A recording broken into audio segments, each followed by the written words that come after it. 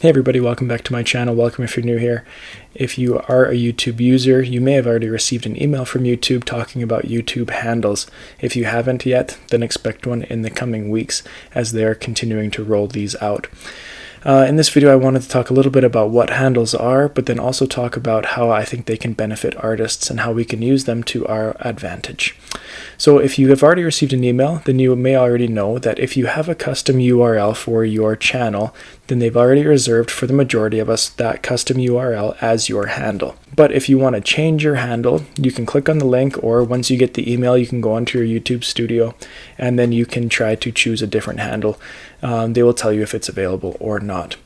When you're selecting a handle, especially for, if you're an artist, I would highly recommend selecting one that is congruent with your other social media handles. So like your Twitter, Instagram, or Facebook, have it all the same. So if somebody already follows you on Facebook or Instagram, it'll be really easy for them to find you on YouTube, because now they can search for handles.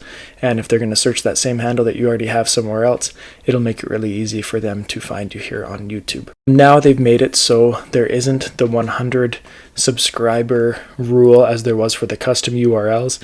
Anybody can create a handle, which I think is awesome. So now even if you're just starting fresh, if you're a new artist, a new YouTuber, and you want to create a handle so you can start interacting with people a little bit more genuinely, now you can do that. You don't need to have some crazy long URL for your channel. You can have it already as your handle, and then when you're interacting with people on YouTube, commenting on other videos, maybe doing collaborations with other people, they can just tag you using that handle. And so this is going to make it look even more professional when you're sharing your YouTube channel with other people. And right away, then they'll be able to know what channel they're clicking on and who they're going to watch, right? Because when it's just letters and numbers, you don't know who it is. But with a handle, they're going to be able to know that the link that they're clicking on is taking them to your channel or to your page. I think that having YouTube handles really makes it more of a community, especially for artists. A lot of times we work alone, but we do like to share ideas with other artists. We like to interact with our followers, interact with other artists that are maybe commenting or following us as well. And so by being able to have a handle, then it'll make it easier for us to stay in touch with our followers, or even follow new people as well, as you can add your handle in comments. People can tag you in comments, they can tag you in videos. Collaborations will be easier because then they can easily post who it's with, and your handle will kind of define you on YouTube instead of a link to a channel or something like that.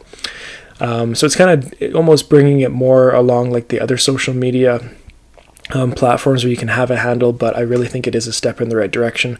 Especially for artists, we can use that to really collaborate with other people and really connect with our communities and our followers. So if you haven't already, you'll be receiving an email soon about how you can create your handle, or your handle will be assigned to you.